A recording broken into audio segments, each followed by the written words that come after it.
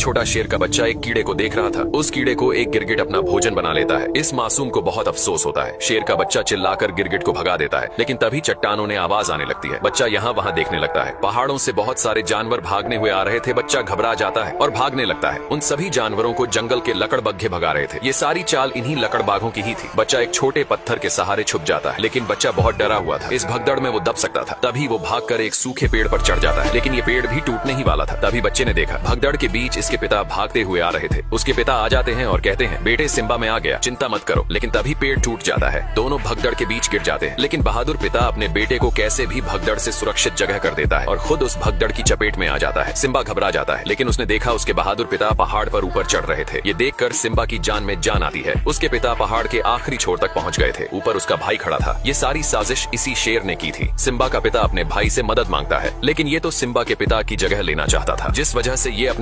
अपने भाई से मदद मांग रहा था। लेकिन इसका मतलब ही भाई उसे पहाड़ से नीचे धक्का मार देता है। अपने पिता को नीचे गिरते देख सिम्बा जोर से अपने पिता को पुकारता है, लेकिन अफसोस, बेचारे सिम्बा ने अपने पिता को खो दिया था। ये नन्हा बच्चा अभी से अनाथ हो चुका था। वो अपने पिता के पास ही सो जाता है। तभी यहाँ सिम्बा का चाचा आता है। ये बच्चे को डरा कर भगा देता है। बेचारा नादान बच्चा डर कर यहाँ से भाग जाता है और लकड़बग्घों से कहता है, मार डालो उसे। सारे लकड़बग्घे सिम्बा को पकड़ रहे थे, जिस वजह से सिम्बा पहाड़ से नीचे गिर जाता है। लकड़बग्घों को लगता है कि वो मर चुका होगा। वो यहाँ से चले जाते हैं और यहाँ वही बूढ़ा शेर अपनी चाल चलता है। सिम्बा के परिवार को धमकाकर खुद ही राजा बन जाता है और साथ में लकड़बग्घों को भी शामिल कर लेता है। लेकिन सिम्बा अभी जिंदा था। वो एक नजर अपनी गौरव भूमि को देखता है और यहाँ से चला जाता है। सिम्बा ने अपना घर परिवार सब छोड़ दिया था। इसीलिए कहते हैं कि पिता एक सूरज के समान होता है। अब सिम्बा की जिंदगी में केवल अंधेरा था। वो थक कर जमीन पर सो जाता है। तभी यहाँ कुछ गिद्ध आते। सभी गिद्ध सिम्बा को भोजन बनाने वाले थे, लेकिन तभी कोई सिम्बा की तरफ आ रहा था। वो एक जंगली स्वर था। स्वर सभी गिद्ध को भगा देता है। ये लोग सिम्बा को नहीं जानते थे, लेकिन नेवला उसे देखकर भाग जाता है, क्योंकि वो एक शेर का बच्चा। अब सिम्बा यहाँ से उदास होकर जा रहा था, लेकिन नेवला और स्वर सिम्बा के एक अच्छे मित्र बन जाते हैं। उसे हौसला देते हैं। कहते हैं, जिंदगी में हर कोई अपनों को खोता है। इस रीति को कोई बदल नहीं सकता और तुम तो एक बहादुर राजा के बेटे हो। ये सुनकर सिम्बा अच्छा महसूस करता है। वो दोनों उसे अपने जंगल लेकर जाते हैं, जो जंगल बेहद प्यारा था। सिम्बा को ये जंगल बहुत पसंद आता है। सभी जानवर सिम्बा को देख हैरान थी कि आखिर एक शेर का बच्चा हमारा दोस्त कैसे बन सकता है। लेकिन जो भी हो, सब मिलकर रहते हैं और साथ मिलकर भोजन करते हैं। धीरे धीरे सिम्बा अब बड़ा हो चुका था, जो बिल्कुल अपने पिता मुफासा की तरह दिख रहा था। और यहाँ पर सिम्बा के चाचा ने भौकाल मचा रखा था। लकड़बग्घों के साथ मिलकर जानवरों का शिकार कर रहा था। ये एक बेईमान और अपने भाई का हत्यारा था। इनको शिकार करते हुए एक पक्षी देख लेता है और सिम्बा का परिवार भूखा मर रहा था। इनको वो शेर शिकार नहीं करने देता था। तभी वही पक्षी सिम्बा के परिवार के पास आता है और इनको सारी बात बता देता है। लेकिन तभी यहाँ लकड़बग्घे आ जाते हैं, उसे पकड़ने लगते हैं। पक्षी यहाँ से भाग जाता है। सिम्बा का परिवार बेबस और लाचार था। ये लोग कुछ नहीं कर सकते थे, क्योंकि उस हरामी शेर ने इनके ऊपर दबाव बना रखा था। वो राजा बन चुका था। तभी एक शेरनी कहती है, हमें कुछ करना होगा। हमें हाथ पे हाथ रखकर नहीं बैठे रहना चाहिए। अब सिम्बा की माँ कहती है, ये हमारी गौरव भूमि है, हमें इसकी हिफाजत करनी चाहिए। समय बहुत बलवान होता है, लेकिन नाला शेर से युद्ध करने को कहती है। तभी इनके पास लकड़बग्घा आता है और कहता है, महाराज तुमको बुला रहे हैं। सिम्बा की माँ उस बूढ़े शेर के पास जाती है। बूढ़ा शेर अपने शिकार को खा रहा था और कहता है, कौन सी योजना बना रहा है तुम्हारा डरपोक परिवार। सिम्बा की माँ कहती है, तुम हद से ज्यादा शिकार कर रहे हो। शेर कहता है, शिकार नहीं करेंगे तो भूखे मर जाएंगे। हमारा काम ही है किसी को मार कर अपनी भूख मिटाने। सिम्बा की माँ कहती है, इस तरह शिकार नहीं किया जाता जिस तरह तुम कर रहे हो। शेर कहता है, तुमने मुझे ठुकरा कर मुफासा को चुना था, अब तो वो डरपोक भी मर चुका है। सिम्बा की माँ कहती है, वो डरपोक नहीं, एक बहादुर और ताकतवर राजा थे। तभी शेर गुस्से से कहता है, आज के बाद पहले लकड़बग्घे भोजन खाएंगे और उसका बचा हुआ तुम और तुम्हारा परिवार खाएगा। सभी लकड़बग्घे खाने के लिए टूट पड़ते हैं और यहाँ सिम्बा को दिखाया जाता है, जो पूरी तरह से बदल चुका था। इसे अपने परिवार की याद तक नहीं आ रही थी। वो भूल गया था सब। लेकिन रात के समय सिम्बा अपने बहादुर पिता को याद करके बहुत उदास था। सिम्बा का बाल उड़कर एक नदी में गिरी जाता है। उस बाल को एक चिड़िया उठा लेती है और अपने घोंसले में ले जाती है, लेकिन दूसरी चिड़िया उस बाल को फेंक देती है।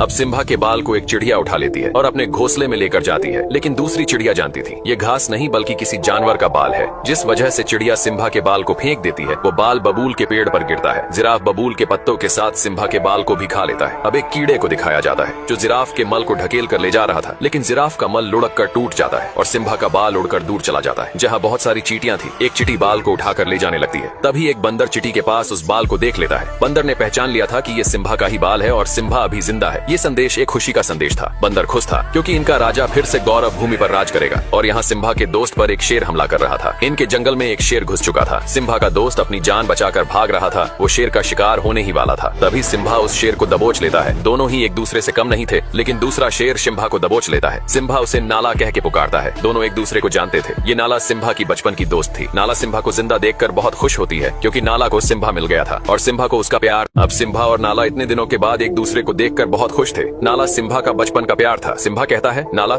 इस जंगल में तुम्हें बहुत अच्छा लगेगा, यहाँ सुकून है। नाला कहती है, सिम्बा, तुम्हें अपने घर चलना होगा, उस बूढ़े शेर ने हमारी गौरव भूमि बर्बाद कर दी है, तुम हमारे राजा हो, सब तुम्हें देखकर बहुत खुश होंगे। सिम्बा कहता है, मुझे कहीं नहीं जाना, मेरा यही घर है, तुम भी यही रुक जाओ, इस जगह तुम्हें बहुत अच्छा लगेगा। सिम्बा नाला को पूरा सुंदर जंगल घुमाता है, दोनों बहुत मस्ती करते हैं। ये जगह नाला को बहुत पसंद आती है क्योंकि इस जंगल में सचमुच सुकून था। दोनों इस पल को जी भर के जीते हैं। तभी नाला कहती है, सिम्बा, अगर तुम जिंदा थे तो तुम घर क्यों नहीं आए? उस बूढ़े शेर ने पूरी गौरव भूमि तबाह कर दी है, हमें कई दिन भूखे भी सोना पड़ता है। लेकिन सिम्बा कहता है, मुझे इससे कोई मतलब नहीं है, अब यही मेरा घर है, मैं इसे छोड़कर नहीं जा सकता। सिम्बा बहुत बदल चुका था, वो भूल चुका था अपने लोगों को। नाला कहती है, कैसे शेर हो तुम, तुम्हारे पिता और तुम में जमीन आसमान का फर्क है, तुम एक कायर हो, डरपोक हो। इतना बोलकर नाला यहाँ से चली जाती है। अब सिम्बा रात के समय जंगल में उदास घूम रहा था। तभी वही बंदर सिम्बा के पास आता है और कहता है, सिम्बा, पहचानो खुद को कि तुम कौन हो। सिम्बा बंदर की बात को अनसुना करके जाने लगता है। तभी बंदर कहता है, मैंने। अब सिम्बा अपने घर जाने से मना कर देता है क्योंकि सिम्बा का अब से यही घर था। नाला कहती है, सिम्बा, हमें तुमसे उम्मीद थी कि तुम हमारी और गौरव भूमि की रक्षा करोगे, लेकिन तुम तो डरपोक और बुजदिल निकले। इतना बोलकर नाला यहाँ से चली जाती है, लेकिन सिम्बा को कोई फर्क नहीं पड़ रहा था। अब सिम्बा उदास होकर जा रहा था। तभी इसे वही बंदर मिलता है। सिम्बा उस बंदर को नहीं जानता था, लेकिन बंदर सिम्बा और उसके पूरे परिवार को जानता था। बंदर सिम्बा के पास आकर कहता है, सिम्बा, पहचानो तुम कौन हो। लेकिन सिम्बा उसकी बातों को इग्नोर करके जा रहा था। तभी बंदर कहता है, मैंने मुफासा के बेटे को गोद में खिलाया है। इतना सुनते सिम्बा रुक जाता है और कहता है, तुम मेरे पिता को कैसे जानते हो? बंदर कहता है, तुम्हारे बहादुर पिता को कौन नहीं जानता, मैं तुम्हें तुम्हारे पिता से मिलवा सकता हूँ। सिम्बा बंदर के पीछे पीछे भाग रहा था। सिम्बा को लग रहा था कि उसके पिता जिंदा है, लेकिन बंदर सिम्बा को एक नदी के पास लाता है और कहता है, देखो अपने पिता को। सिम्बा पानी में अपने चेहरे में पिता का चेहरा देखता है। बंदर कहता है, तुम्हारे पिता तुम्हारे अंदर है। तभी सिम्बा को आसमान से आवाज आती है, वो इसके पिता थे। वो कहते हैं, बेटा सिम्बा, तुम एक शेर हो और शुरू से ही शेर जंगल का राजा रहा है। इतनी बातें सुनने के बाद सिम्बा में अपने पिता की ताकत और वो जोश महसूस हो रहा था और निकल पड़ता है।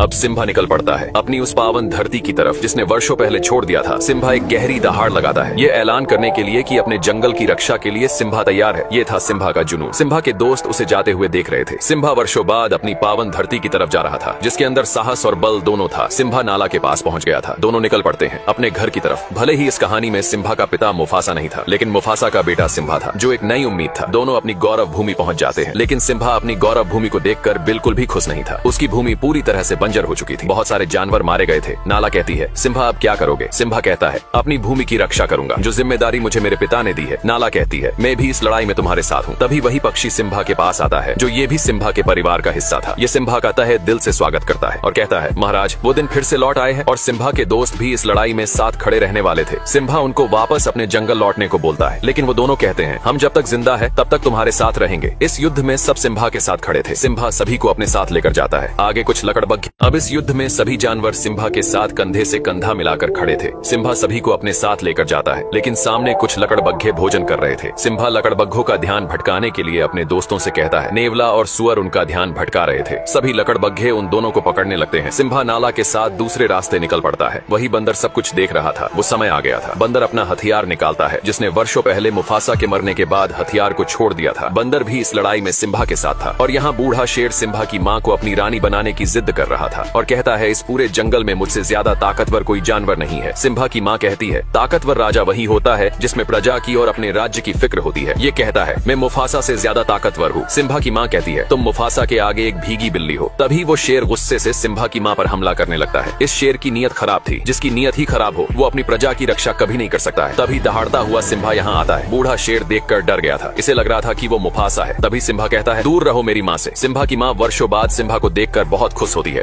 अब सिम्बा दहाड़ता हुआ यहाँ आता है। बूढ़ा शेर उसे देखकर डर गया था। इसे लग रहा था कि वो मुफासा होगा। सिम्बा कहता है, दूर रहो मेरी माँ से। सिम्बा की माँ वर्षों बाद सिम्बा को देखकर बहुत खुश थी। जो दिया वर्षों पहले बुझ गया था, वो फिर एक नई रोशनी लेकर आया था। बूढ़ा शेर कहता है, भतीजे, तुझे जिंदा देखकर बहुत खुशी हुई। सिम्बा कहता है, कोई एक वजह बताओ चाचा की तुम्हें जिंदा छोड़ दूं। बूढ़ा शेर कहता है, ये मत भूलो, तुम जंगल के राजा के सामने खड़े हो। तभी नाला कहती है, अब से हमारा राजा सिम्बा है, उसके लिए हमें भले ही युद्ध ही क्यों न करना पड़े। सिम्बा का परिवार भी युद्ध के लिए तैयार था। सिम्बा कहता है, हार मान लो चाचा। बूढ़ा शेर कहता है, मैं नहीं चाहता कि मेरे हाथ हो, तुम सब मारे जाओ। तुम सब मेरा परिवार हो और क्या तुम सबको पता है तुम्हारे सिम्बा ने क्या किया है भतीजे? तुमने इनको बताया नहीं कि तुम अपने पिता मुफासा के हत्यारे हो। अपना गुनाह कबूल करो और बताओ सबको कि तुम्हारी वजह से हमारे महान राजा मारे गए। सिम्बा का पूरा परिवार सिम्बा को देख रहा था। तभी सिम्बा कहता है, हाँ, मेरी वजह से मारे गए थे मेरे पिता। तभी बूढ़ा शेर कहता है, आखिर कर लिया कबूल, हत्यारा है। ये अपने पिता का, इसी की वजह से आज महाराज हमारे बीच नहीं रहे। ये क्या राजा बनेगा जिसने अपने पिता को ही निगल लिया। बूढ़ा शेर सिम्बा की बातों को दबाता हुआ उसे पीछे लेकर जा रहा था। सिम्बा घबरा गया था और कहता है, मैं राजा नहीं बनूंगा। तभी सिम्बा अब बूढ़ा शेर सिम्बा की बातों को दबाते हुए उसे पीछे लेकर जा रहा था और जोर से चिल्लाकर कहता है, झुकाओ अपने सर को। तभी सिम्बा का पैर फिसल जाता है। सिम्बा चट्टान पर लटका हुआ था। यहाँ जोर की बिजली कड़कती है। ये वो आखिरी पल था जिसमें एक पापी का अंत तय था। बूढ़ा शेर कहता है, ये नजारा मैंने वर्षों पहले देखा था, बिल्कुल तुम्हारी तरह ही मुफासा ने मेरी आंखों में देखा था। बूढ़ा शेर उछलकर सिम्बा के पंजों को दबा लेता है और कहता है, एक राज की बात बताऊं भतीजे, तेरे बाप मुफासा को मैंने ही मारा था। इतनी बात सुनते ही सिम्बा अपने पिता के उस दुख भरे पल को याद करने लगता है। तभी सिम्बा जबड़े से उसके बाल पकड़कर ऊपर आ जाता है और चिल्लाकर कहता है, कैसे भाई हो तुम, अपने सगे भाई की ही हत्या कर दी। बूढ़ा शेर कहता है, ये झूठा बोल रहा है, इसकी बात मत सुनो। तभी सिम्बा की माँ कहती है, तुमने मुफासा को नहीं मारा तो उनकी आंखों में कैसे देखा। बूढ़े शेर का अंतिम समय आ चुका था। तभी बूढ़ा शेर लकड़बग्घों से कहता है, मार डालो सबको। सभी लकड़बग्घे सिम्बा के ऊपर टूट पड़ते हैं, लेकिन सिम्बा सभी लकड़बग्घों को जबड़े से दबाकर फेंक रहा था। नाला अपने परिवार को हमला करने को कहती है। सिम्बा का पूरा परिवार लकड़बग्घों पर टूट पड़ता है। ये था एक भीषण युद्ध जो सत्य और असत्य के बीच हो रहा था। सभी लकड़बग्घे सिम्बा को नोच रहे थे। अब सभी लकड़बग्घे सिम्बा को गिराकर नोचने लगते हैं। नाला ये देखते हैं, दौड़ पड़ती है। ये था नाला का अपने प्यार के प्रति लगाव, और सिम्बा के दोनों दोस्त भी इस लड़ाई में शामिल थे। इनको लकड़बग्घे चारों तरफ से घेर लेते हैं। जंगली स्वर हमेशा से लकड़बग्घों से डरता रहा है, लेकिन आज स्वर ने कमाल कर दिया था। स्वर दौड़ा दौड़ा कर सभी लकड़बग्घों मार रहा था। अब नाला का सामना लकड़बग्घों की सरदार से होता है। दोनों एक दूसरे के सामने थे, लेकिन नाला अब बड़ी हो चुकी थी। वो लकड़बग्घों की सरदार से भिड़ जाती है और वो बूढ़ा बंदर भी उस हथियार को मैदान में लेकर उतर जाता है। सभी लकड़बग्घों की नानी याद दिला रहा था। सिम्बा का परिवार और उसके दोस्त अपनी गौरव भूमि की रक्षा के लिए लड़ रहे थे। नाला भी लकड़बग्घों की सरदार को मार गिराती है। शुरू से ही सत्य की हमेशा जीत होती आई है। आज भी सत्य की ही जीत होने वाली थी। बूढ़े शेर का अंतिम समय आ चुका था, भर चुका था। इसके पाप का घड़ा सभी लकड़बग्घे मैदान छोड़कर भाग रहे थे। सिम्बा ने देखा बूढ़ा शेर भी यहाँ से भाग रहा था। सिम्बा अपने चाचा का पीछा करता है। बूढ़ा शेर चाह के भी खुद को बचा नहीं सकता था। उसके आगे खाई थी और पीछे सिम्बा खड़ा था। सिम्बा कहता है, अब कहा भाग कर जाओगे चाचा। अब बूढ़े शेर की अंतिम घड़ी आ चुकी थी। आखिर एक न एक दिन पाप का घड़ा भर ही जाता है। बूढ़ा शेर कहता है, ये सब लकड़बग्घों की चाल थी। लकड़बग्घे बूढ़े शेर की बात सुन लेते हैं। बूढ़ा शेर सिम्बा से एक जिंदगी मांग रहा था। सिम्बा कहता है, पाप की कोई माफी नहीं होती। बूढ़ा शेर कहता है, सिम्बा तुम अपने सगे चाचा को मारोगे। सिम्बा कहता है, चाचा मैं तुम्हारी तरह बिल्कुल भी नहीं हूँ। बूढ़ा शेर ये सुनकर बहुत खुश होता है और कहता है, बताइए महाराज मुझे क्या करना होगा। सिम्बा कहता है, भाग जाओ इस पवित्र धरती से, दोबारा फिर कभी लौटा कर मत आना। बूढ़ा शेर यहाँ से जाने लगता है और तभी धोखे से सिम्बा पर हमला कर देता है। एक पापी को कितने भी नेकी के रास्ते ही क्यों न दिखाए जाए, वो फिर भी पाप के रास्ते पर ही चलता है। बूढ़ा शेर चट्टान ने नीचे गिर जाता है। सिम्बा को भी अपने चाचा के मरने का दुख था, लेकिन बूढ़ा शेर अभी जिंदा था। शायद इसकी मौत सिम्बा के हाथों नहीं बल्कि लकड़बग्घों के हाथों लिखी थी। बूढ़े शेर को सभी लकड़बग्घे घेर लेते हैं। बूढ़ा शेर कहता है, मेरे साथियों हम फिर से एक नया साम्राज्य खड़ा करेंगे। लकड़बग्घे कहते हैं, तू एक बिन पैनी का लौटा है, हमने तेरा हमेशा साथ दिया और तूने हमें ही गलत ठहराया। बूढ़ा शेर कहता है, मैंने सिम्बा से झूठ बोला था। तभी एक लकड़बग्घा कहता है, स्कार तूने अपना जिंदगी में कभी सच बोला ही नहीं। लकड़बग्घों की आंखें खुल चुकी थी। सभी लकड़बग्घे बूढ़े शेर पर टूट पड़ते हैं। ये था एक बुराई का अंत। इस लड़ाई में फिर से अच्छाई की ही जीत हुई थी। अब सिम्बा अपने परिवार से मिलता है। सिम्बा का परिवार फिर से एक जीती जागती जिंदगी जीने वाला था। सिम्बा उस बंदर से भी मिलता है जिसने सिम्बा को हौसला दिया, उसे उसकी पहचान बताई। आखिर एक सच्चा राजा वही होता है जिसमें अपने प्रजा और गौरव भूमि की फिक्र हो। ये सब सिम्बा के अंदर था। वो एक वीर सम्राट था, एक वीर योद्धा था और इस गौरव भूमि का एक राजा भी था। सिम्बा के राजा बनने से सभी जानवर बहुत खुश थे। जिस जिंदगी को डर कर जिया करते थे, अब उस जिंदगी को खुलकर जीने का समय आ गया था। सिम्बा और नाला के प्यार से एक प्यारा बच्चा हुआ। सिम्बा के बाद इस गौरव भूमि की रक्षा करने वाला सम्राट। ये स्टोरी यहीं पर समाप्त होती है। फिर से लौटेंगे ऐसी ही एक मुफासा की बचपन की स्टोरी लेकर।